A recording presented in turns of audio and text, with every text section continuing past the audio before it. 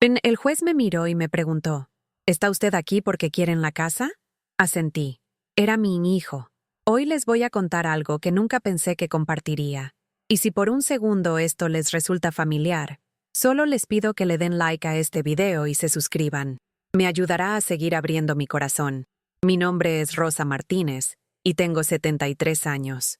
Vivo en un departamento pequeño de 2 recámaras en la colonia Roma Norte de la Ciudad de México, el mismo barrio donde crié a mi familia, donde cada grieta en la banqueta guarda un recuerdo de rodillas raspadas y lecciones de bicicleta. Las paredes son tan delgadas que puedo escuchar a mi vecina, la señora Chen, practicando piano a las 6 de la mañana, el sonido mezclándose con el rugido distante del metrobús que ha sido mi despertador durante 40 años. Mi artritis hace que cada mañana sea una pequeña batalla. Levantarme de la cama requiere estrategia ahora. Primero, pruebo mi cadera izquierda, luego mi rodilla derecha, sintiendo los dolores punzantes que me dicen cómo será mi día. El piso de mosaico en mi cocina está frío contra mis pantuflas, desgastado por décadas de estar parada sobre la estufa, cocinando comidas que alimentaron a una familia que una vez llenó este espacio de risas. Pero este domingo en particular por la mañana fue diferente. Esta fue la mañana que lo cambió todo. Había puesto la mesa para 3. Yo, mi hijo Miguel y mi nieta Sofía. Había preparado su plato favorito, arroz con pollo, de la manera que me enseñó su abuela hace 50 años. El olor del azafrán y ajo llenaba mi pequeña cocina, mezclándose con el aroma de pan fresco de la panadería dominicana de abajo. Mi teléfono estaba silencioso sobre la mesa, sin llamadas, sin mensajes, solo nada. Seguí revisándolo, pensando que tal vez había perdido algo, tal vez el sonido estaba apagado, tal vez mis dedos viejos habían borrado accidentalmente un mensaje, pero en el fondo, lo sabía. Miguel no vendría. Otra vez. Tomé una fotografía enmarcada de la mesita junto a mi ventana. Todos nosotros en Chapultepec, tal vez hace 15 años. Miguel estaba cargando a Sofía. No podía haber tenido más de 5 años. Helado en su cara y alegría en sus ojos. Su esposa Carmen se reía de algo que había dicho mi difunto esposo. Hasta yo me veía feliz entonces, con mi brazo alrededor de mi hija Elena, todos entrecerrándonos bajo el brillante sol de verano. El vidrio estaba frío bajo mis dedos. Tracé el rostro de Miguel en la foto, recordando lo orgullosa que había estado de él ese día. Acababa de conseguir un ascenso en el banco. Pensábamos que el mundo se abría para nuestra familia. Pensé que mis sacrificios finalmente estaban dando frutos. Qué ingenua fui. Verán, después de que mi esposo falleció hace 10 años, todo cambió. No solo emocionalmente. Aunque perder al amor de tu vida después de 42 años de matrimonio es como que te arranquen la mitad del alma. No, fue financieramente lo que realmente me quebró. Las cuentas médicas de su tratamiento contra el cáncer habían agotado nuestros ahorros, consumido nuestras modestas inversiones, devorado la pequeña fortuna que habíamos construido durante décadas de planeación cuidadosa. Recuerdo estar sentada en nuestra mesa de cocina, la misma que todavía tengo ahora, rodeada de facturas y formularios de seguro, tratando de entender números que no cuadraban, los pagos de la casa, el predial, los servicios. Todo lo que había parecido manejable con 2 ingresos de repente se sintió imposible con solo mi trabajo de medio tiempo en la biblioteca local. Fue entonces cuando Miguel vino por primera vez con las manos extendidas.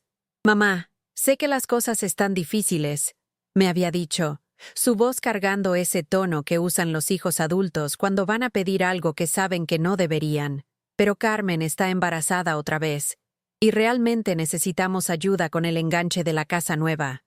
5,000 pesos. Eso era lo que necesitaba. 5,000 pesos que no tenía, pero que de alguna manera encontré de todos modos. Saqué un préstamo contra la casa, poniendo mi propio hogar en riesgo para ayudar a mi hijo a comprar el suyo. Te lo voy a pagar, mamá, con intereses, en cuanto salga el ascenso. El ascenso salió. El dinero nunca regresó, pero eso fue solo el principio. Durante los siguientes 10 años, las peticiones se volvieron rutina. 1,000 aquí para reparaciones del coche, 2,000 allá para la colegiatura de escuela privada de Sofía, 500 para esta emergencia, 800 para esa crisis. Cada vez, la voz de Miguel llevaba la misma confianza casual, como si mi cuenta de banco fuera un recurso ilimitado que existía únicamente para su conveniencia. Mamá, ¿nos puedes ayudar?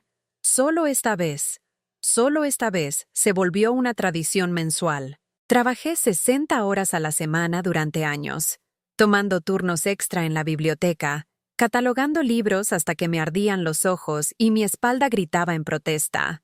Limpiaba casas los fines de semana, mis rodillas rechinando contra pisos de baño mientras tallaba excusados para familias que tenían más dinero en los cojines de sus sillones que lo que yo ganaba en un mes. Todo para poder seguir diciéndoles que sí a mis hijos. Todo para poder seguir siendo la buena madre, la red de seguridad confiable, la mujer que nunca defraudaba a su familia. ¿Saben lo que se siente tener 70 años y estar limpiando el excusado de alguien más porque tu propio hijo no puede manejar sus finanzas? ¿Conocen la humillación de tener que explicarle a tu hijo adulto por qué no puedes arreglar tu propia lavadora descompuesta porque acabas de mandarles dinero para sus vacaciones? Yo sí. Lo viví durante una década. La manipulación era sutil al principio. Cuando dudaba sobre enviar dinero, Miguel mencionaba la memoria de papá. «Sabes que papá querría que nos mantuviéramos unidos como familia», decía. O ponía a Sofía al teléfono, su dulce voz preguntando, «Abuela, ¿por qué ya no podemos ir a visitarte?» Como si mi renuencia a financiar su estilo de vida fuera lo que impedía las reuniones familiares. Elena, mi hija, no era mucho mejor. Llamaba desde su vida cómoda en Polanco, quejándose de los pagos de su hipoteca mientras yo comía arroz con frijoles 3 noches seguidas. «Mamá, ¿sabes que todavía estamos pagando préstamos estudiantiles?», decía, como si su maestría en mercadotecnia no le proporcionara un salario de 6 cifras que empequeñecía cualquier cosa que yo hubiera ganado jamás. La casa, mi casa, se volvió el centro de cada conversación familiar. No porque les importara dónde vivía yo o si estaba cómoda, sino porque representaba valor, plusvalía, dinero al que podían acceder si jugaban bien sus cartas. Empecé a notar cómo la miraban diferente cuando venían de visita. Miguel caminaría por los cuartos con ojos calculadores, señalando reparaciones que necesitaban hacerse, mejoras que podrían aumentar su valor. «Sabes, mamá, si renovaras esta cocina, probablemente agregarías 50,000 pesos al valor», decía, como si yo tuviera 50,000 pesos tirados para renovaciones de cocina. Carmen comentaría sobre el barrio, cómo estaba en desarrollo, cómo los valores de las propiedades estaban subiendo. Me mostraba listados de bienes raíces en su teléfono, señalando casas similares que se habían vendido por cantidades que me mareaban. «Tu casa podría valer una fortuna, Rosa», decía con una sonrisa que nunca llegaba a sus ojos. Pero no era su casa, era mía. La casa donde había traído a mis bebés del hospital, donde los había cuidado durante fiebres y celebrado sus cumpleaños, donde mi esposo había dado su último aliento, tomando mi mano en nuestra recámara mientras el sol de la mañana se filtraba por las ventanas que él mismo había instalado. Era lo único que me quedaba que realmente me pertenecía. Sin embargo, empecé a sentirme como inquilina en mi propia casa, constantemente defendiendo mi derecho a vivir ahí, constantemente justificando mis gastos y mis decisiones a hijos que parecían verme más como un recurso financiero que como madre. La soledad era aplastante. Los cumpleaños pasaban desapercibidos a menos que yo llamara para recordárselos. Cuando me dio neumonía el invierno pasado, temblando en mi cama con fiebre que me deliraba, ninguno de ellos vino a verme. Me enteré después de que Miguel había estado en la ciudad esa misma semana para una conferencia de trabajo, hospedándose en un hotel a solo 20 minutos de distancia. 20 minutos. La distancia entre una madre muriendo sola y un hijo que no se podía molestar en visitarla. La señora Chen, mi vecina anciana que apenas hablaba español, me trajo sopa y medicina. Una mujer que ni siquiera sabía mi apellido me mostró más cuidado que mi propia familia. Fue entonces cuando empecé a entender cómo había sido completamente borrada de sus vidas, excepto cuando necesitaban algo de mí. El descubrimiento que rompió algo fundamental dentro de mí Llegó un martes en marzo. Estaba revisando papeles viejos, tratando de organizar mis finanzas para la temporada de impuestos, cuando encontré una carpeta que no reconocía mezclada con mis documentos. Adentro había listados de bienes raíces, análisis de mercado y correspondencia con una agente inmobiliaria llamada Patricia Wells. El nombre de Miguel estaba en todo. Mi hijo había estado planeando vender mi casa sin decirme. No solo planeando, trabajando activamente hacia eso. Los papeles mostraban que había estado investigando valores de propiedades, obteniendo estimaciones, hasta programando inspecciones. Había emails discutiendo el mejor momento para abordar la situación y estrategias para manejar las dinámicas familiares durante la transición. Me senté en mi cocina, sosteniendo esos papeles con manos temblorosas, sintiéndome como si estuviera leyendo mi propia sentencia de muerte. Porque eso era, realmente. Una vez que vendieran la casa, ¿a dónde iría? ¿Qué haría? No tendría dónde vivir ni dinero para vivir, porque cada peso que había ahorrado durante años se lo había dado para apoyar sus sueños. La taza de té se me resbaló de los dedos antes de darme cuenta de que estaba perdiendo control. Se hizo pedazos contra el piso de mosaico, fragmentos de cerámica blanca esparciéndose como los pedazos de mi confianza. Té caliente se extendió por el piso, filtrándose en las grietas que nunca antes había notado. Me arrodillé para limpiarlo, pero mis manos temblaban tanto que no podía recoger los pedazos. Fue entonces que llegaron las lágrimas. No las lágrimas gentiles de tristeza, sino los sollozos ásperos que sacuden el cuerpo de la traición. Lloré hasta que me dolió el pecho, hasta que tuve los ojos hinchados, hasta que me sentí completamente vacía. Tal vez si solo le hablaba con calma, le explicaba cuánto me lastimaba esto. Él entendería y lo arreglaría. Todavía estaba poniendo excusas para personas que hacía mucho habían dejado de poner excusas por sí mismas.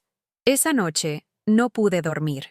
Me senté en mi cocina, tomando una taza de té de manzanilla que se había enfriado, mirando por la ventana las luces de la ciudad que nunca se apagaban. Pensé en todos los años que había pasado doblándome en formas imposibles para caber en las vidas de otras personas. Todos los sueños que había abandonado, todas las oportunidades que había dejado pasar, todas las piezas de mí misma que había regalado hasta que no estaba segura de qué quedaba. Había sido auxiliar de enfermería durante 35 años, trabajando en hospitales y casas de cuidado, atendiendo a las madres y padres de otras personas, con el tipo de atención gentil que deseaba que alguien me mostrara a mí. Había salvado vidas, consolado a los moribundos, tomado las manos de personas que no tenían a nadie más. Pero cuando me retiré, cuando mi propia salud comenzó a fallar, ¿dónde estaban las manos que se extendían para tomar las mías? Había estado casada 18 años con un hombre que me dejó por su secretaria cuando los niños todavía eran chicos. Le había perdonado sus aventuras, su alcoholismo, su crueldad, porque creía que amar significaba aceptar todo, sin importar cuánto doliera. Cuando se fue, ni siquiera le pedí que se quedara. Solo lo vi empacar sus maletas y marcharse, dejándome con 2 niños confundidos y una montaña de deudas que había acumulado en secreto. Había pasado décadas tratando de ser la madre perfecta, la exesposa perfecta, la abuela perfecta. Me había tragado mis propias necesidades, enterrado mis propios deseos, silenciado mi propia voz al servicio de mantener la paz, mantener las relaciones, ser el tipo de mujer que nunca le causaba problemas a nadie. ¿Y dónde me había dejado eso? Sentada sola en un departamento que se sentía más como una prisión que como un hogar, preguntándome si alguien en el mundo notaría si simplemente desapareciera. El pensamiento me asustó, pero no de la manera que debería haberlo hecho. Lo que me asustaba era lo atractivo que sonaba. Pero entonces llegó el mensaje de Roberto, y de repente sentí algo que no había experimentado en años. No esperanza exactamente, sino curiosidad. ¿Qué quería mostrarme? ¿Qué había perdido que él pensaba que necesitaba ver? Sabía que tenía que ir. Sabía que probablemente era un error, probablemente otra oportunidad para la desilusión y el dolor. Pero también sabía que no podía pasar el resto de mi vida sentada en este departamento, esperando a personas que nunca vendrían, esperando un amor que nunca llegaría. A las 11:30 esa mañana, me puse mi mejor abrigo, una chaqueta de lana azul marino que había comprado para la boda de David hace 5 años, pero que solo había usado 2 veces desde entonces. Me peiné mi cabello gris y me puse un poco de labial, el tono coral que usaba cuando era joven y creía en el futuro. El viaje en metro al Parque México se sintió como viajar de regreso en el tiempo. Cada estación traía recuerdos de la mujer que solía ser, los sueños que solía tener, el amor en el que solía creer. Para cuando llegué a mi parada, mi corazón latía tan fuerte que pensé que podría explotar. El Parque México en febrero no era el escenario romántico que había sido en mis recuerdos. Los árboles estaban pelados, el pasto café y desparejo, las bancas húmedas por la escarcha matutina. Pero nuestra banca todavía estaba ahí, con vista a la fuente, exactamente donde había estado 20 años atrás. Roberto ya estaba esperando. Lo reconocí inmediatamente, aunque el tiempo nos había cambiado a ambos. Tenía 74 años ahora, su cabello oscuro completamente plateado, su rostro marcado por la edad y la experiencia, pero sus ojos eran del mismo café cálido que recordaba, y cuando me vio acercarme, sonrió la misma sonrisa que me había hecho creer en cuentos de hadas. «Esperanza», dijo suavemente, parándose mientras me acercaba. «¿Viniste?» «No debería haber venido», respondí, pero mi voz carecía de convicción. A pesar de todo, a pesar del dolor y los años y la traición, alguna parte de mí se alegraba de verlo. «Sé cómo debe verse esto», dijo, gesticulando para que me sentara junto a él en la banca. «Contactarte después de todos estos años. Sé que debes pensar que estoy loco, o cruel, o ambos. Creo que eres muchas cosas», dije cuidadosamente. «Pero estoy aquí, así que supongo que eso me hace loca también». Se rió, un sonido que trajo de vuelta una avalancha de recuerdos que había pasado 20 años tratando de olvidar. Solíamos reírnos juntos todo el tiempo, encontrando humor en las cosas más pequeñas, creando nuestro propio mundo privado de bromas internas y alegría compartida.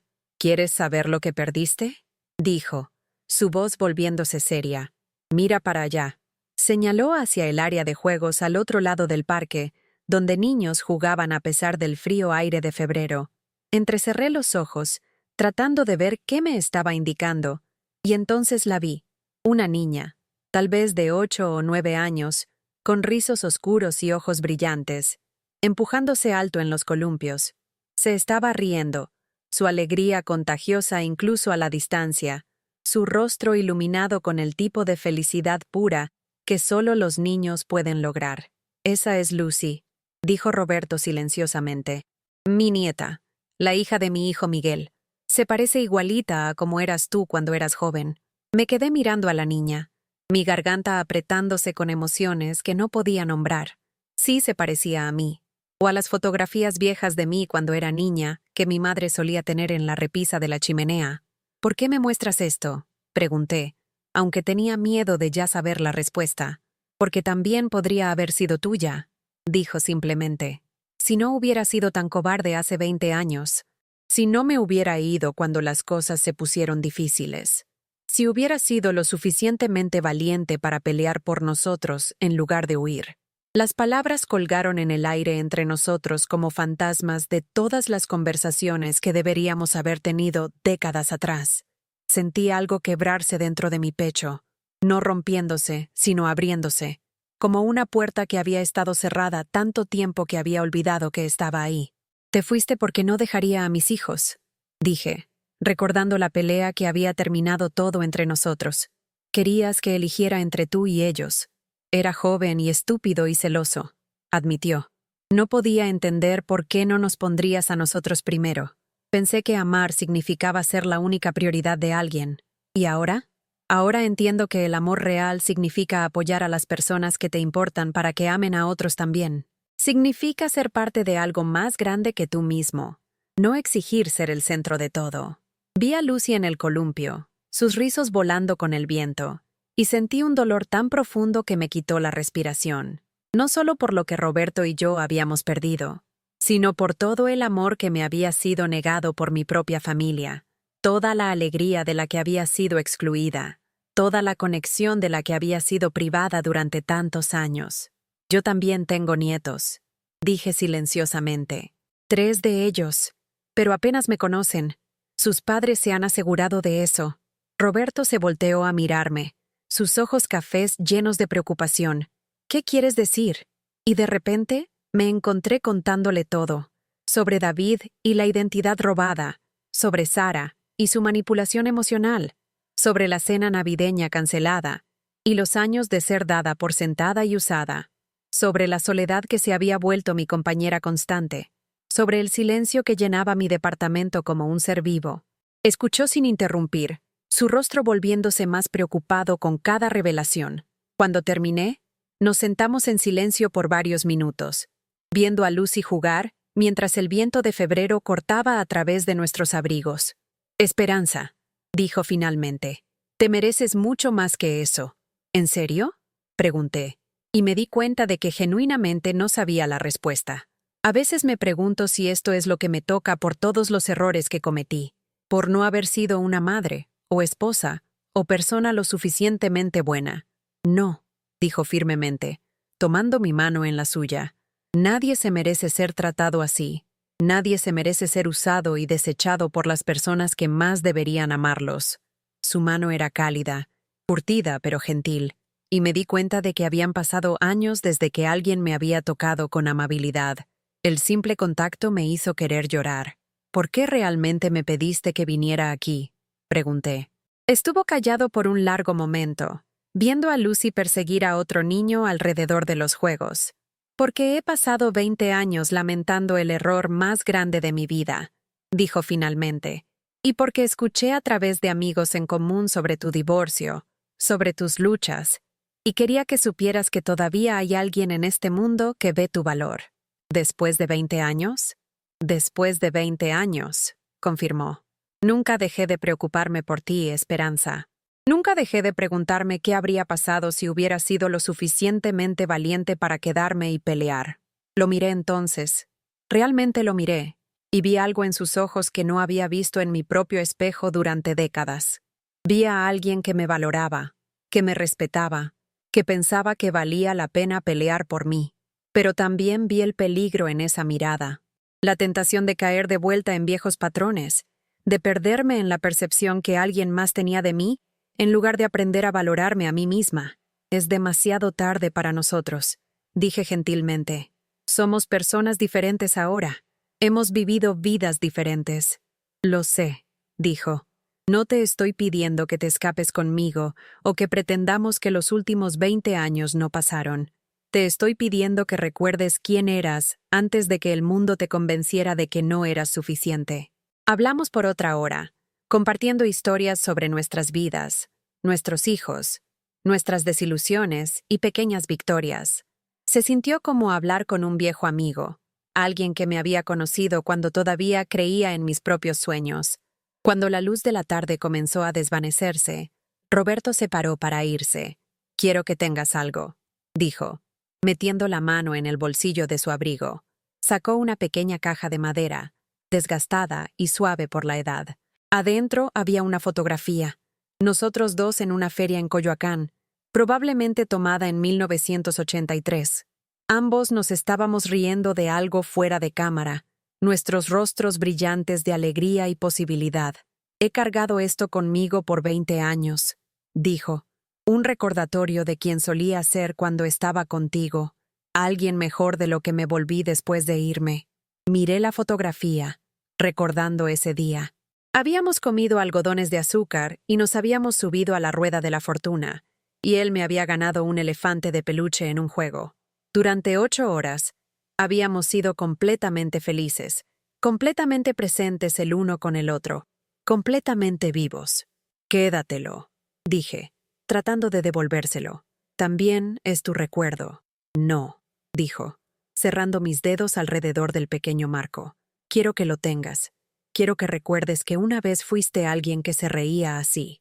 Alguien que merecía reírse así. Alguien que todavía merece reírse así. Después de que se fue, me quedé sola en la banca por mucho tiempo, sosteniendo la fotografía y viendo la última luz desvanecerse sobre las copas de los árboles. Los sonidos de la ciudad me envolvieron. Claxones, música distante, la charla de personas caminando. Pero por primera vez en años, el ruido no se sintió opresivo. Se sintió vivo. Pensé en Lucy en el columpio, tan llena de alegría y posibilidad. Pensé en la mujer de la fotografía, joven y feliz e inconsciente del dolor que vendría. Y pensé en la mujer que era ahora, de 72 años y cansada pero aún no derrotada. Esa noche, tomé una decisión que cambiaría todo. Llamé a un abogado. Su nombre era licenciado José Martínez, y lo encontré a través de los servicios legales comunitarios de la Ciudad de México. Probablemente tenía la edad de mi hijo, con ojos amables y una manera paciente, y cuando le conté sobre el fraude de la tarjeta de crédito, no me hizo sentir estúpida o ingenua. Esto pasa más seguido de lo que podría pensar, dijo gentilmente. Hijos adultos aprovechándose de padres ancianos. Es una de las formas más comunes de abuso financiero. Abuso financiero. Las palabras me pegaron como un golpe físico. Nunca lo había pensado de esa manera, pero eso era exactamente lo que era. Abuso. ¿Qué podemos hacer al respecto?, pregunté. Bueno, primero reportamos el fraude a las agencias de crédito y congelamos su historial crediticio para que nadie pueda abrir nuevas cuentas a su nombre. Luego trabajamos con la compañía de la tarjeta de crédito para disputar los cargos. Y si quiere presentar cargos contra su hijo, no sé si puedo hacer eso, dije rápidamente. Todavía es mi hijo. El licenciado Martínez asintió con comprensión. Esa es una decisión que solo usted puede tomar. Pero quiero que entienda que lo que él hizo fue un crimen, sin importar su relación con él. Y si no toma acción, probablemente lo hará otra vez. Esa noche, no pude dormir. Seguía pensando en lo que había dicho el abogado, sobre la palabra abuso, sobre la idea de que mi propio hijo había cometido un crimen contra mí. Parte de mí quería llamarlo, darle una oportunidad más de arreglar las cosas, de disculparse y prometer nunca hacerlo otra vez. Pero una parte más grande de mí estaba cansada. Cansada de poner excusas, cansada de ser decepcionada, cansada de poner la comodidad de todos los demás por encima de mi propia dignidad. La mañana siguiente, hice algo que nunca había hecho antes. Cuando David llamó pidiendo dinero para arreglar su carro, le dije que no. ¿Qué quieres decir con no?, preguntó, como si hubiera hablado en un idioma extranjero. Quiero decir no, David. No te puedo prestar dinero ahorita. ¿Ah, no puedes o no quieres? Ambos, dije, sorprendida por la firmeza de mi propia voz. Estoy lidiando con algunos problemas financieros propios ahorita, en parte porque alguien abrió una tarjeta de crédito a mi nombre y acumuló miles de pesos en deudas. Hubo un largo silencio del otro lado de la línea. «Amá», dijo finalmente, «sobre eso de la tarjeta de crédito, ¿te refieres al crimen?», lo interrumpí. «¿Al robo de identidad? ¿Al fraude financiero?». Otro silencio. «No es tan simple», dijo, su voz tomando el tono defensivo que conocía muy bien. «Iba a pagarlo. Pasé por momentos difíciles y sabía que de todas formas no estabas usando tu crédito. No es como si estuviera tratando de lastimarte. Pero me lastimaste, David. Robaste mi identidad, destruiste mi crédito y me dejaste limpiar el desastre. Y ahora me llamas pidiendo más dinero como si no hubiera pasado nada. Eres mi madre», dijo, y pude escuchar la desesperación filtrándose en su voz. «Se supone que la familia ayuda a la familia». «Sí», dije silenciosamente. «Se supone que la familia ayuda a la familia. ¿Dónde estaba mi familia cuando necesité ayuda? ¿Dónde estabas cuando estuve enferma el invierno pasado? ¿Dónde estabas cuando me senté sola en Navidad, comiendo la cena que cociné para personas que no se molestaron en aparecer? Eso es diferente». «No, David, no es diferente. Quieres que sea tu madre cuando te beneficia, pero no quieres ser mi hijo cuando necesito que lo seas». Colgué el teléfono antes de que pudiera responder, y por primera vez en años sentí algo como fuerza fluyendo por mis venas. El teléfono sonó otra vez casi inmediatamente. Esta vez era Sara. «Amá, David me llamó. Está muy molesto. ¿Qué está pasando?». Le dije que no le podía prestar más dinero. Dije simplemente, «¿Pero por qué? No es como si lo necesitaras para algo importante». Esas palabras, algo importante, cristalizaron algo para mí. En los ojos de mis hijos, nada sobre mi vida era importante. Mis necesidades no eran importantes. Mis sentimientos no eran importantes. Mi dignidad no era importante. Solo sus deseos y necesidades y deseos importaban.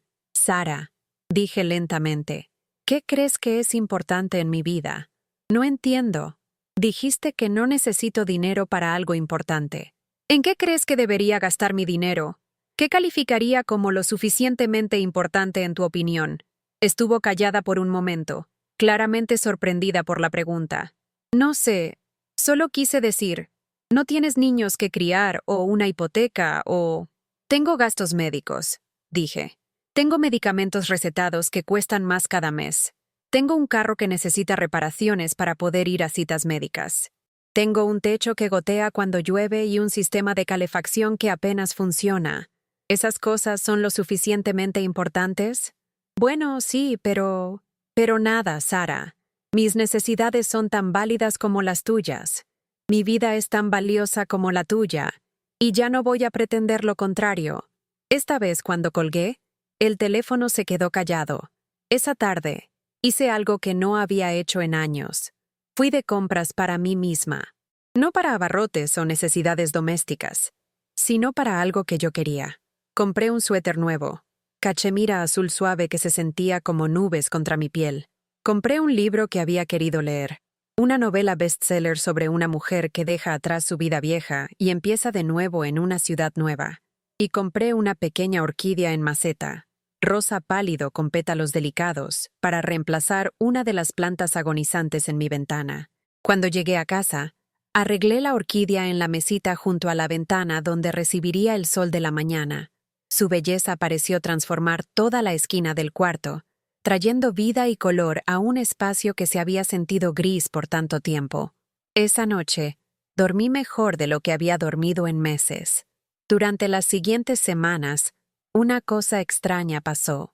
Mientras comencé a decirles no a las demandas de mis hijos, mientras comencé a priorizar mis propias necesidades y deseos, comencé a recordar quién era antes de convertirme en la solución de todos los demás a sus problemas. Recordé que una vez había amado pintar acuarelas, pasando horas capturando la luz cambiante en el Parque de los Venados. Me inscribí a una clase de arte en la biblioteca pública, y mis primeras pinceladas vacilantes se sintieron como regresar a casa a mí misma. Recordé que una vez había tenido amigas, mujeres que se reían conmigo y compartían sus esperanzas y miedos. Llamé a mi vieja amiga Rosa, una enfermera con la que había trabajado años atrás, y nos encontramos para un café. Me dijo que había querido reconectar durante años, pero no sabía si querría saber de ella. Siempre sentí que tu familia te mantenía tan ocupada, dijo gentilmente, como si no hubiera espacio para amistades en tu vida. Tenía razón. Había permitido que mis hijos consumieran cada momento libre, cada peso extra, cada bit de energía emocional que tenía. Los había hecho el centro de mi universo, y luego me pregunté por qué me sentía tan vacía cuando me ignoraban. Pero la parte más difícil aún estaba por venir.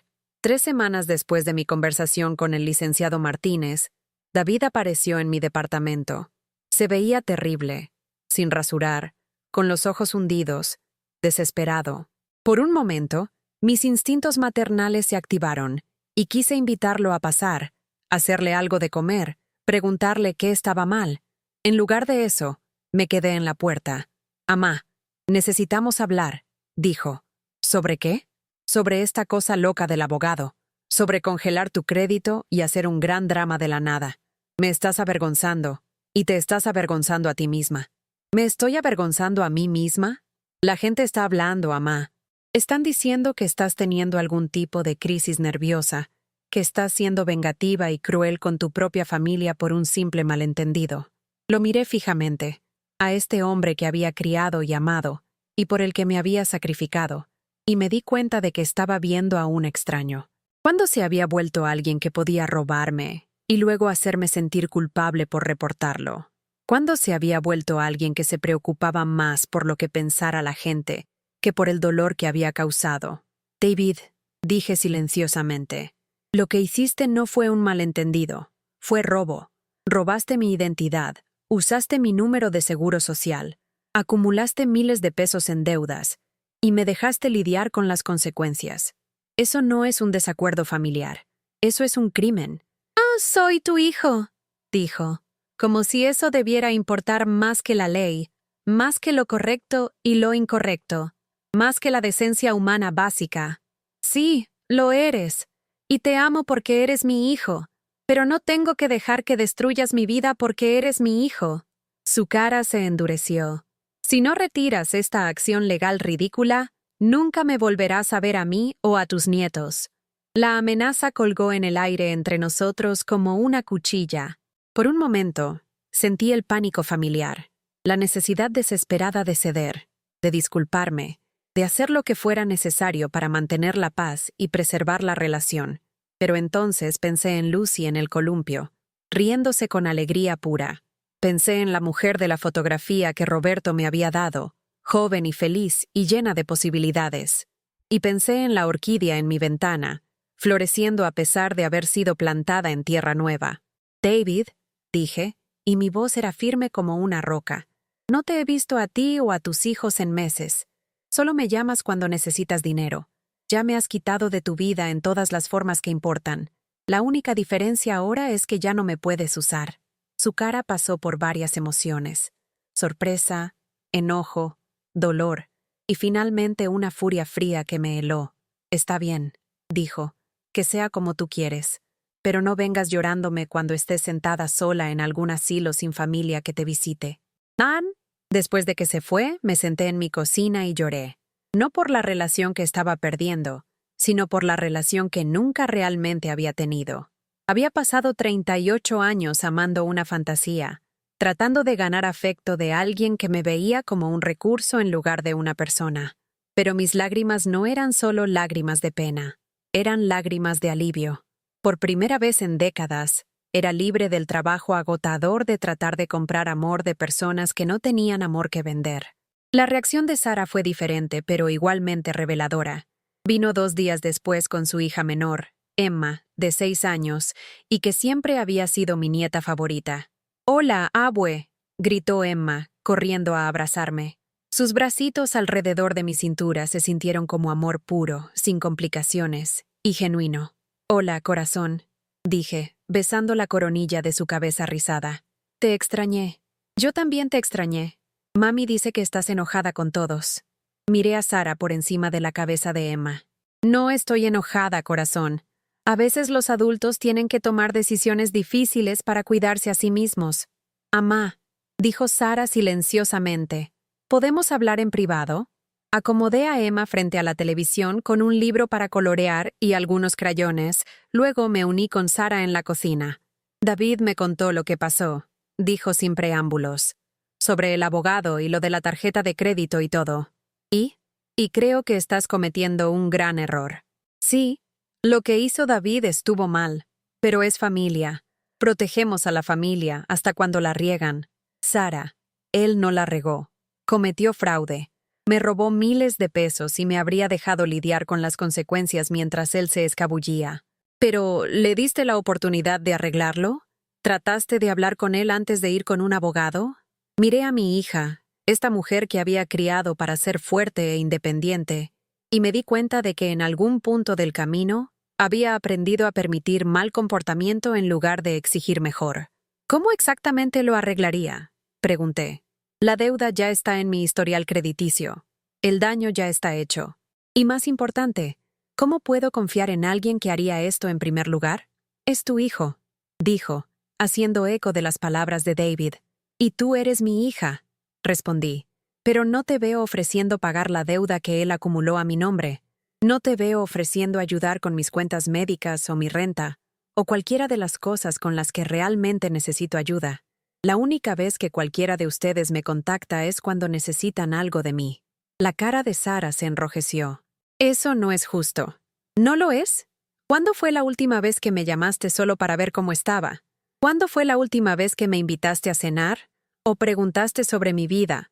¿O mostraste algún interés en mí como persona en lugar de como fuente de cuidado de niños gratis y fondos de emergencia?» Estuvo callada por varios minutos, y pude verla luchando con conceptos que nunca había tenido que examinar antes. No sé cómo hacer esto, dijo finalmente. No sé cómo ser tu hija sin necesitar cosas de ti. Así es como siempre ha sido. Su honestidad me tomó desprevenida. Por un momento, no vi a la adulta manipulativa que había aprendido a usar la culpa como arma, sino a la niñita que me había necesitado para arreglar todo, para resolver cada problema, para ser la fuerte que nunca necesitaba nada a cambio. Tal vez ese es el problema, dije gentilmente. Tal vez te enseñé a verme como una solución a tus problemas en lugar de una persona con problemas propios. ¿Entonces qué pasa ahora?, preguntó. ¿Solo nos cortas a todos? ¿Decides que ya no quieres ser nuestra madre? Siempre seré su madre, dije. Pero ya no seré su cuenta de banco. Ya no seré su fondo de emergencia, o su plan de respaldo, o su chivo expiatorio cuando las cosas salgan mal. Voy a ser su madre, lo cual significa que las voy a amar lo suficiente para dejar de permitir que me traten mal. Desde la sala llegó la voz de Emma. «Abue, mira lo que dibujé». Fui a ver su dibujo. Una figura de crayón de 2 personas tomadas de la mano bajo un arco iris. «Somos nosotras», explicó orgullosa. «Tú y yo». Mirando ese dibujo simple y lleno de amor, tomé una decisión que me sorprendió incluso a mí. «Emma», dije, arrodillándome a su nivel, ¿te gustaría venir a quedarte con la abuela este fin de semana? Solo tú y yo. Podríamos ir al museo y tal vez pintar algunos cuadros juntas. Su cara se iluminó como mañana navideña. ¿En serio? ¿Solo nosotras? Solo nosotras, confirmé, y vi algo cambiar en la expresión de Sara. Amá, no creo que sea buena idea dado todo lo que está pasando. ¿Por qué?, pregunté, parándome para enfrentarla. ¿Porque podría decirle a Emma la verdad sobre cómo los adultos deberían tratarse? ¿Porque podría mostrarle lo que se ve valorarse a una misma y esperar respeto básico de las personas que dicen amarte? ¿Porque estás tratando de voltear a mi hija contra mí? No, Sara. Estoy tratando de mostrarle a mi nieta que se merece ser tratada con amabilidad y respeto, y que nunca debería aceptar menos que eso de nadie, incluyendo a la familia. Si piensas que eso la voltearía contra ti, tal vez deberías examinar qué dice eso sobre cómo tratas a la gente. La visita terminó incómodamente, pero el abrazo emocionado de despedida de Emma me sostuvo a través del silencio incómodo que siguió a la partida de Sara. Ese fin de semana con Emma fue una revelación. Sin la presión de manejar el drama de todos los demás, sin las demandas constantes de dinero y favores y trabajo emocional, era libre de simplemente ser una abuela. Fuimos al Museo de Antropología y pasamos horas mirando piezas prehispánicas y meteoritos. Pintamos acuarelas en mi cocina, y la alegría desinhibida de Emma me recordó por qué había amado el arte en primer lugar. Más importante, Emma habló conmigo como si fuera una persona real, no solo una fuente de dulces y privilegios especiales. Me contó sobre la escuela, sobre sus amigas, sobre un libro que estaba leyendo. Me preguntó sobre mi vida, sobre cómo era cuando era pequeña, sobre mis colores y comidas y recuerdos favoritos. «Abue», dijo el domingo por la tarde mientras limpiábamos nuestros materiales de arte, «¿por qué ya no vienes a nuestra casa?». La pregunta me tomó desprevenida. En la versión de mis hijos de los eventos, yo era la que estaba siendo difícil, la que se estaba alejando de la familia. Pero la observación inocente de Emma reveló una verdad diferente. «¿Qué quieres decir, corazón? Solías venir a cenar a veces, y a mis fiestas de cumpleaños y esas cosas. Pero ya no. Mami dice que estás muy ocupada, pero no me pareces muy ocupada». Me senté junto a ella, eligiendo mis palabras cuidadosamente. A veces los adultos tienen desacuerdos, y hace que sea difícil para ellos pasar tiempo juntos. Pero eso no significa que no te ame y quiera verte. ¿Tú y mami están teniendo un desacuerdo? Sí, lo estamos teniendo. ¿Y sobre qué? ¿Cómo le explicas a una niña de 6 años que su madre ha aprendido a ver a su abuela como un recurso en lugar de una persona? ¿Cómo le explicas décadas de manipulación emocional y explotación financiera sin dañar la relación de una niña con su padre? Estamos en desacuerdo sobre cómo las personas deberían tratarse, dije finalmente. Yo creo que todos merecen ser tratados con amabilidad y respeto, hasta las abuelas. Tu mami piensa que algunas personas siempre deberían dar y otras personas siempre deberían recibir. Emma consideró esto seriamente. Creo que tienes razón, dijo. Todos deberían ser amables. Sí, deberían serlo. ¿Puedo seguir viniendo a visitarte aunque tú y mami tengan un desacuerdo? Espero que sí, corazón. Me encantaría eso. Cuando Sara vino a recoger a Emma, la tensión era palpable, pero algo había cambiado en el comportamiento de mi hija. Estaba más callada, más pensativa, y cuando Emma parloteó emocionada sobre nuestro fin de semana juntas, Sara escuchó con lo que parecía interés genuino. Realmente la pasó bien, dijo Sara mientras Emma recogía sus cosas. Yo también, respondí. Es una niña maravillosa. Deberías estar orgullosa. Lo estoy. Sara vaciló en la puerta.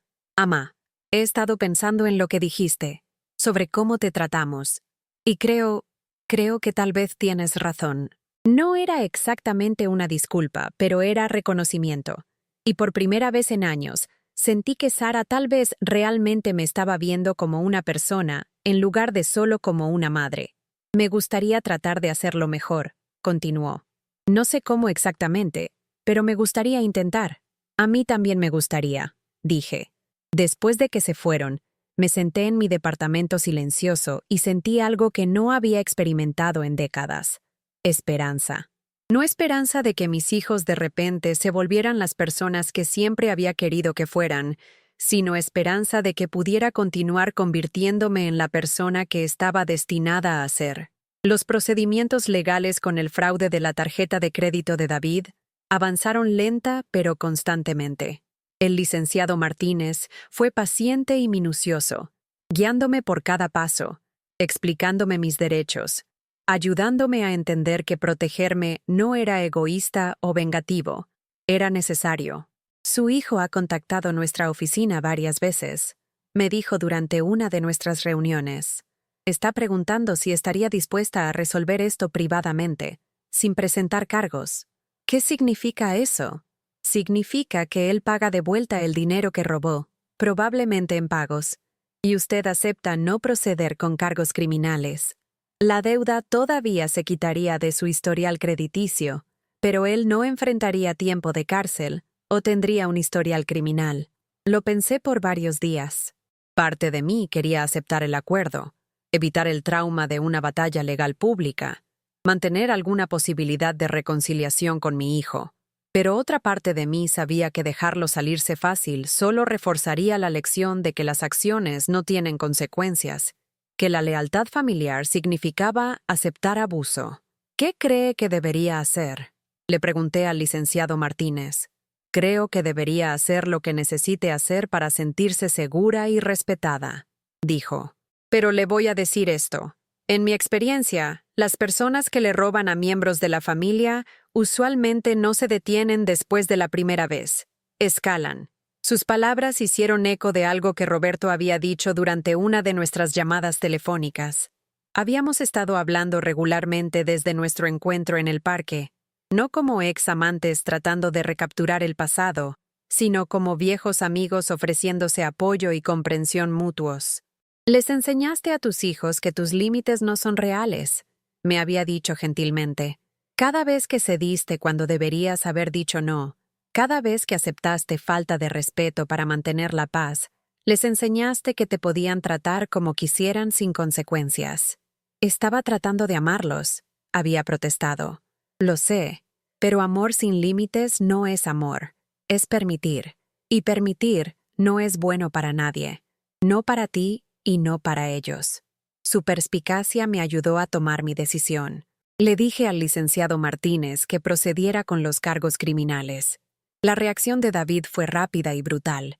Me llamó gritando, acusándome de destruir su vida, de ser una vieja vengativa que se preocupaba más por el dinero que por la familia. Me amenazó con asegurarse de que nunca volviera a ver a mis nietos, de decirle a todos qué madre tan horrible había sido, de voltear a toda la familia contra mí. Pero sus amenazas se sentían huecas ahora. Ya había perdido la mayoría de mis relaciones familiares. Habían estado construidas sobre bases tan inestables que no pudieron sobrevivir que yo desarrollara respeto propio. y sus acusaciones de ser una madre horrible ya no tenían el poder de devastarme, porque estaba comenzando a entender que ser una buena madre no significaba aceptar abuso de tus hijos. El juicio, cuando finalmente llegó, fue breve y directo. La evidencia era abrumadora. Estados de cuenta de tarjetas de crédito, solicitudes falsificadas, testimonio de oficiales bancarios.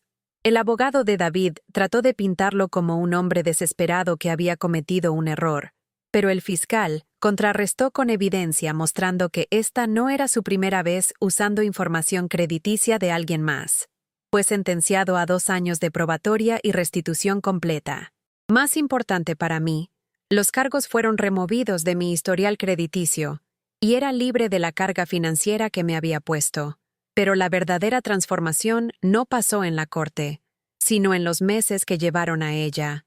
Mientras se regó la noticia sobre los procedimientos legales, David se aseguró de que todos supieran sobre mi traición. Descubrí quiénes eran mis verdaderos amigos. La mayoría de mis conocidos tomaron el lado de David, chasqueando la lengua sobre qué triste era cuando las familias se desmoronaban, qué importante era perdonar y olvidar. Pero algunas personas me sorprendieron. Rosa, mi vieja colega, no solo apoyó mi decisión, sino compartió su propia historia sobre abuso financiero de su hermano. La señora Chen del departamento de abajo, con quien apenas había hablado en 5 años, tocó mi puerta una noche con una olla de sopa y una declaración silenciosa de que pensaba que era valiente. Y Roberto, quien escuchó sin juzgar mientras procesaba mi enojo y culpa y miedo, quien me recordó una y otra vez que me merecía mejor, que no era demasiado tarde para empezar de nuevo. ¿Sabes?, dijo durante una de nuestras caminatas por Xochimilco.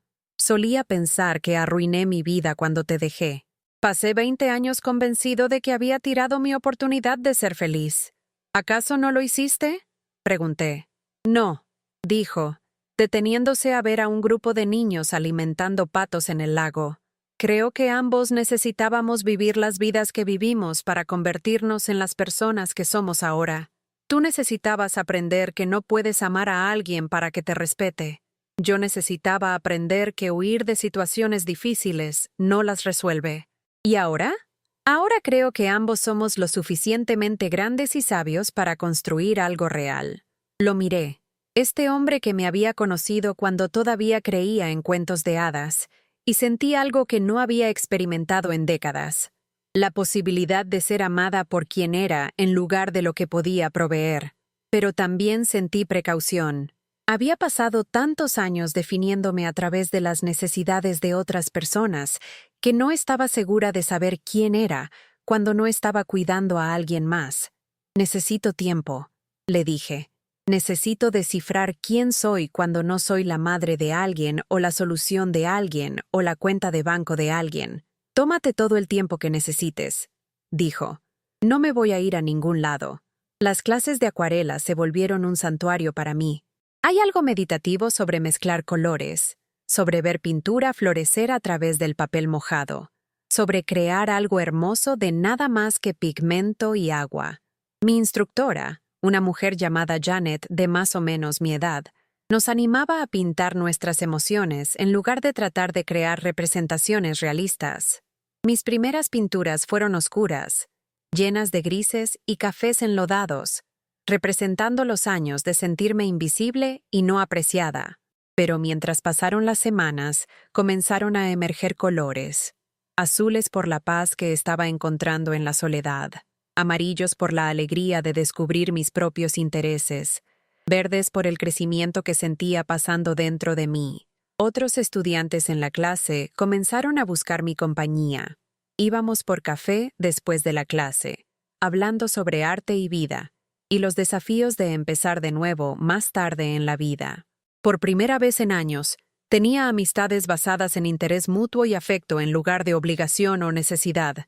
Una tarde, mientras estaba pintando un atardecer sobre Xochimilco, una escena que me recordó de esa banca donde Roberto y yo nos habíamos reconectado, Janet se detuvo detrás de mi caballete. «Realmente has encontrado tu voz», dijo. «Estas pinturas recientes tienen tanta vida en ellas. Siento que apenas estoy aprendiendo quién soy», admití. Ese es el tipo de aprendizaje más emocionante que hay, respondió. La mayoría de las personas dejan de crecer cuando son jóvenes. Piensan que saben quiénes son y dejan de explorar, dejan de cuestionar, dejan de cambiar. Pero mírate, a los 72, te estás convirtiendo en alguien nueva. Sus palabras se quedaron conmigo mientras caminé a casa por las calles ocupadas de la Roma Norte. Me estaba convirtiendo en alguien nueva. Alguien que decía no cuando las personas trataban de aprovecharse de mí. Alguien que perseguía sus propios intereses y placeres. Alguien que esperaba ser tratada con respeto y amabilidad. Alguien que valía la pena conocer. Esa noche, Emma me llamó. Sara le había dado mi número de teléfono y permiso de llamar cuando quisiera. Un gesto pequeño pero significativo que sugería que mi hija estaba tratando de reconstruir nuestra relación sobre bases más saludables. «Abue, ¿adivina qué?», dijo Emma, su emoción burbujeando a través del teléfono. «¿Qué, corazón? Pinté un cuadro de ti. Eres tú pintando un cuadro. Y hay arcoíris por todas partes porque me dijiste que te gusta pintar arcoíris». No le había dicho eso, pero era verdad. En las semanas recientes, había estado pintando muchos arcoíris, atraída a su simbolismo de esperanza después de tormentas. «Me encantaría verlo», dije. «Mami dice que te lo puedo dar el próximo fin de semana cuando vaya de visita. Puedo ir de visita otra vez, ¿verdad?» «Por supuesto que puedes, tan seguido como tu mami diga que está bien. Dice que siempre está bien ahora. Dice que le gusta que tú y yo seamos amigas». Después de colgar, me senté en mi sala mirando mi pintura más reciente, todavía secándose en el caballete que había puesto junto a la ventana. Era un autorretrato, algo que habría sido imposible para mí intentar incluso 6 meses atrás. ¿Cómo puedes pintarte cuando no sabes quién eres? Pero la mujer en la pintura era alguien que ahora reconocía. Tenía cabello gris y piel arrugada y ojos cansados, pero había algo más en su cara, una fuerza silenciosa, un sentido de autoposesión, una chispa de vida que había estado ausente por demasiado tiempo. Mi teléfono vibró con un mensaje de texto. Era de Roberto. «Pensando en ti esta noche. Espero que estés bien». Sonreí y escribí de vuelta. «Estoy bien. Mejor de lo que he estado en años». «Me da mucho gusto escuchar eso. ¿Te gustaría cenar este fin de semana? Hay un pequeño lugar italiano en Coyoacán que he querido probar». Miré el mensaje por varios minutos. 6 meses atrás, la invitación me habría aterrorizado. Me habría preocupado sobre qué significaba, a dónde llevaba, si estaba lista para complicaciones en mi vida recién simplificada. Pero ahora solo sentí anticipación. Cena con un viejo amigo que se había vuelto un nuevo amigo. Buena comida y conversación y el placer raro de ser vista y valorada por alguien que no me pedía nada más que mi compañía. «Me encantaría», escribí de vuelta. «Lo espero con ansias». Mientras la primavera se convirtió en verano, mi vida comenzó a tomar un ritmo que nunca había experimentado antes. No el paso frenético de manejo de crisis y dar constante que había definido mis años anteriores, sino una cadencia más gentil de actividades elegidas y relaciones genuinas. Pintaba 3 mañanas a la semana y era voluntaria en el centro comunitario 2 tardes, ayudando a otros adultos mayores navegar el sistema de servicios sociales. Se sentía bien usar mi conocimiento duramente ganado para ayudar a personas que enfrentaban algunos de los mismos desafíos que había superado. Sara me visitaba regularmente, a veces trayendo a Emma, a veces viniendo sola. Estábamos aprendiendo a tener conversaciones que no estaban centradas alrededor de sus problemas o mis soluciones. Me contaba sobre su trabajo, sus esperanzas para el futuro, sus luchas como madre soltera. Yo compartía historias sobre mis clases de arte, mi amistad creciente con Roberto, mi trabajo voluntario. «Te ves diferente», dijo una caliente tarde de julio mientras nos sentábamos en mi sala con aire acondicionado, viendo a Emma colorear en la mesa de centro. «¿Cómo?» «Más feliz. Más... no sé. Más como tú misma, supongo». «Estoy aprendiendo a ser yo misma», dije. «Durante años fui la madre de todos los demás. La solución de todos los demás. Olvidé que también era solo esperanza. Nunca pensé en eso», dijo Sara silenciosamente. «Nunca pensé en quién eras aparte de ser nuestra madre. La mayoría de los hijos no lo hacen», dije sin juzgar. Es natural, pero la mayoría de las madres no se pierden tan completamente como yo lo hice. Siento pena por eso, dijo, y pude escuchar arrepentimiento genuino en su voz. Siento pena que te hiciéramos sentir que no importabas excepto por lo que nos podías dar. Era la disculpa que había estado esperando décadas escuchar, y cuando finalmente llegó, descubrí que importaba menos de lo que había esperado. La sanación ya había comenzado, con o sin su reconocimiento, pero aún se sintió bien recibirla. David y yo no tuvimos contacto durante este periodo. A través de Sara, supe que estaba luchando financiera y emocionalmente siguiendo su condena, que su esposa estaba considerando dejarlo, que me culpaba por todos sus problemas. Parte de mí se sintió culpable sobre su sufrimiento, pero una parte más grande de mí reconoció que sus problemas eran las consecuencias naturales de sus propias decisiones, no el resultado de mi negativa a permitirle seguir abusando de mí. ¿Lo extrañas?, preguntó Roberto una noche mientras caminábamos a lo largo de los canales de Xochimilco, comiendo helado como adolescentes a pesar de estar en nuestros 70s. Extraño a quien pensé que era, dije.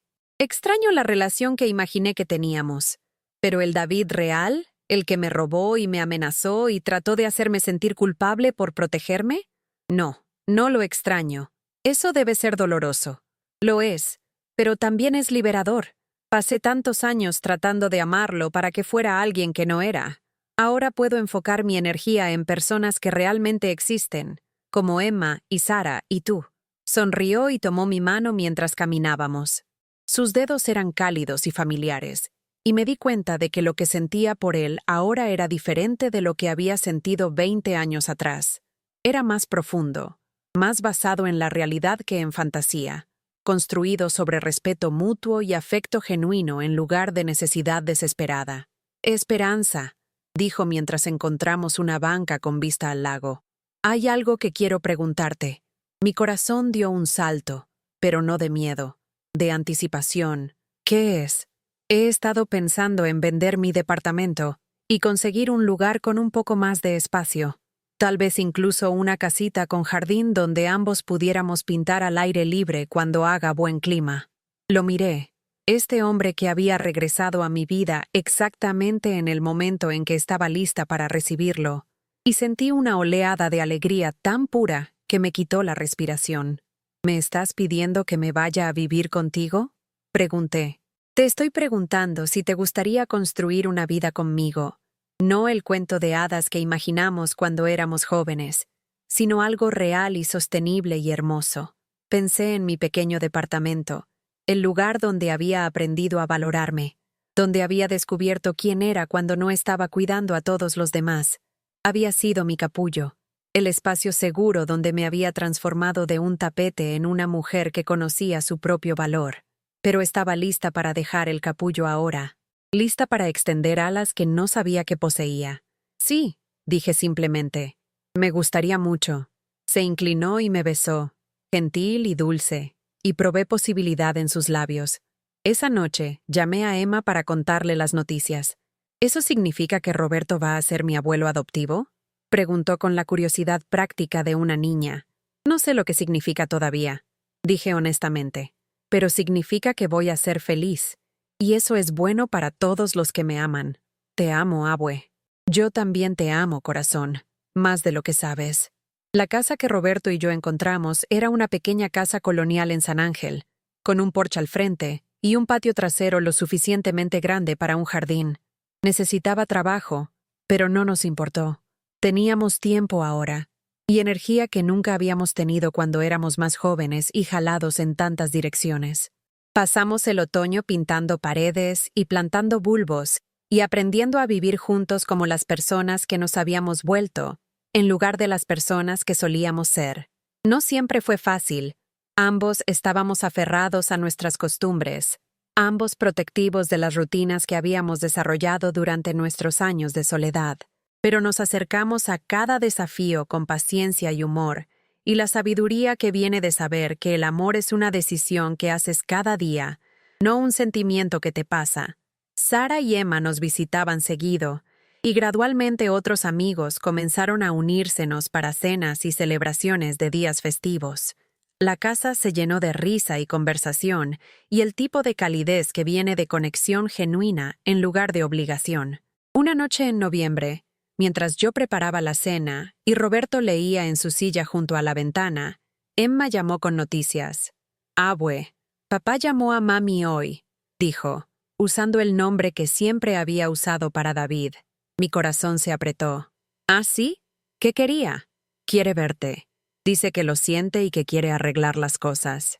Me senté pesadamente en la silla de la cocina, sintiendo el peso de todas las emociones complicadas que el nombre de David todavía evocaba. ¿Qué crees que debería hacer? Le pregunté a Emma, genuinamente curiosa de su perspectiva. Creo que deberías hacer lo que te haga sentir segura, dijo, y me di cuenta de que le había estado enseñando bien sobre límites y respeto propio. Pero también creo que tal vez las personas pueden cambiar si realmente quieren. Esa noche, Roberto y yo hablamos hasta casi medianoche sobre el perdón, sobre segundas oportunidades, sobre la diferencia entre estar abierto al cambio y ser ingenuo sobre la capacidad de las personas para ello. ¿Qué te dice tu instinto?, preguntó. Que no soy la misma persona que habría dejado todo para arreglar sus problemas, dije. Y tal vez eso es lo que él necesita entender. Llamé a David al día siguiente. ¿Amá? Su voz era tentativa, incierta de una manera que nunca había escuchado antes. Hola, David. Gracias por regresarme la llamada. No estaba seguro de que lo fueras a hacer. Estoy llamando porque Emma me pidió. Ella piensa que has cambiado. He cambiado. Quiero decir, estoy tratando de cambiar. La condena, la probatoria, casi perder mi matrimonio, me hizo verme a mí mismo de maneras que nunca había hecho antes. ¿Qué viste? Estuvo callado por mucho tiempo. Vi a alguien que se aprovechó de las personas que más lo amaban, alguien que justificó robarle a su propia madre porque era más fácil que lidiar con sus problemas como un hombre adulto. Sus palabras sonaban genuinas, pero había sido engañada por palabras antes. David, necesito que entiendas algo. No soy la misma persona que era hace un año. No soy alguien que va a permitir mal comportamiento o aceptar falta de respeto en nombre de la lealtad familiar. Si quieres una relación conmigo, tiene que estar construida sobre respeto mutuo y honestidad. Entiendo. Sé que tengo mucho que compensar. Tienes todo que compensar, dije sin rodeos. Y aún así, no puedo prometer que las cosas regresen a como eran. Ha pasado demasiado. Lo sé. Solo extraño a mi mamá. Extraño tenerte en mi vida. El dolor en su voz era real. Y a pesar de todo, tocó la parte de mí que siempre sería su madre. ¿Te gustaría encontrarnos para un café?, pregunté. En algún lugar público, en territorio neutral. Podemos hablar y ver si hay una base sobre la cual construir. Sí, me gustaría eso mucho. Nos encontramos una semana después en una cafetería en el centro histórico. Territorio neutral donde ninguno de nosotros tenía recuerdos o expectativas. David se veía mayor que sus 38 años, desgastado por las consecuencias y tal vez por el trabajo de examinar su propio comportamiento. «Te ves bien, amá», dijo mientras nos sentábamos con nuestro café. «Feliz. Soy feliz», dije. «Por primera vez en años, soy feliz». Escuché sobre Roberto. Sara me dijo que están viviendo juntos ahora. Sí. ¿Se van a casar? No lo sé. Estamos tomando las cosas día por día, construyendo algo real en lugar de correr hacia alguna idea predeterminada de lo que debería ser nuestra relación. Asintió, y pude verlo procesando la idea de que tenía una vida independiente de mi papel como su madre. Amá, necesito contarte algunas cosas. Sobre las tarjetas de crédito, sobre el dinero, sobre todo. Por la siguiente hora, me contó cosas que no había sabido, cosas que hicieron su traición incluso peor de lo que había pensado. Había estado falsificando mi firma por años, no solo en la tarjeta de crédito que había descubierto. Había escrito cheques de mi cuenta, usado mi información para conseguir préstamos, creado toda una vida financiera sombra a mi nombre.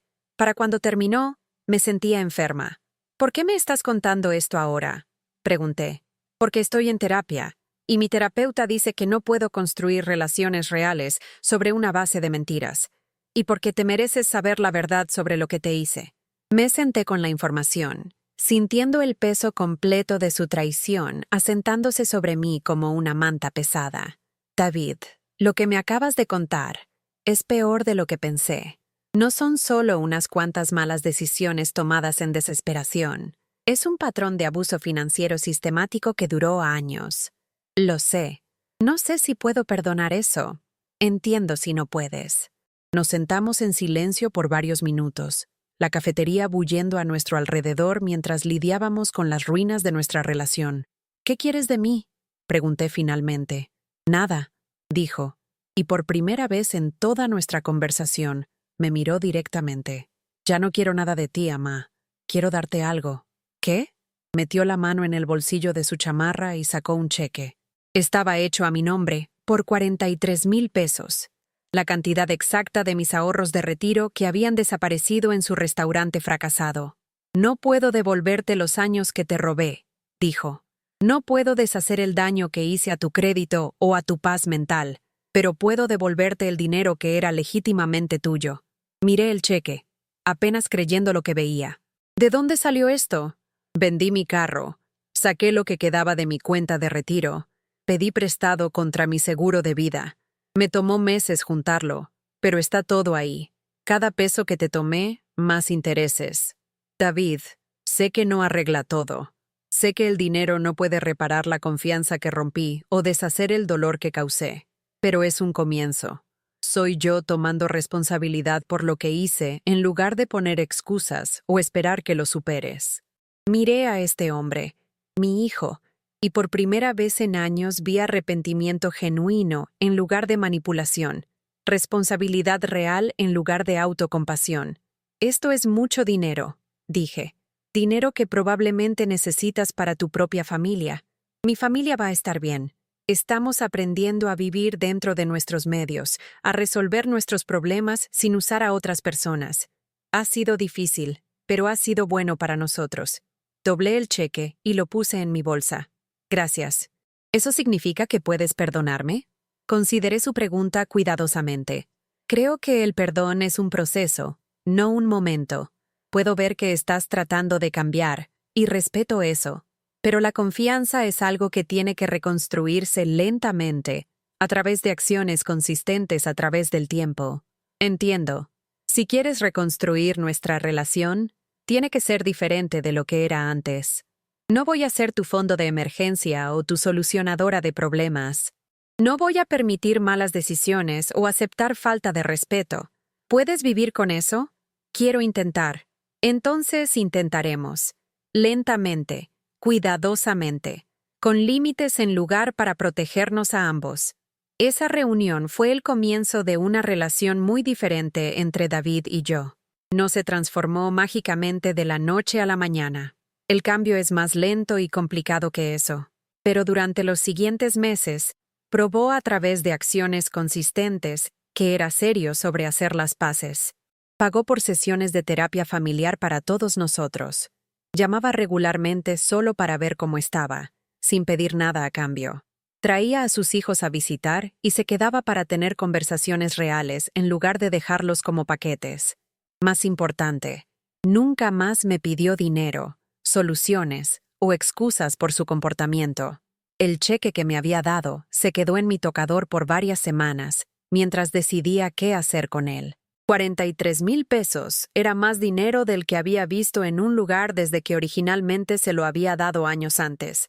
Roberto sugirió que usara parte para viajar. Has pasado toda tu vida cuidando a otras personas, dijo. ¿Cuándo fue la última vez que hiciste algo solo para ti? Me di cuenta de que no podía recordar. Usé parte del dinero para financiar cuentas universitarias para Emma y sus hermanos. No como regalos para mis hijos, sino como inversiones en los futuros de mis nietos.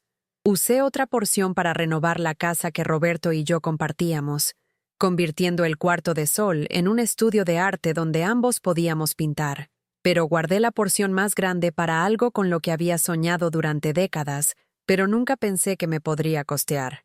Quiero tomar una clase de arte en Italia, le dije a Roberto una noche mientras hacíamos la cena juntos.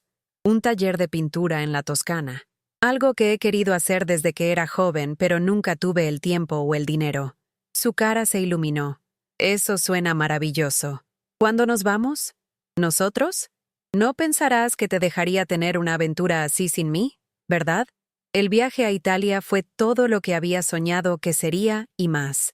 Pasamos 2 semanas pintando paisajes en el campo toscano, comiendo comida increíble, explorando pueblos medievales y enamorándonos otra vez, no solo el uno del otro, sino de la vida misma, del mundo y toda su belleza.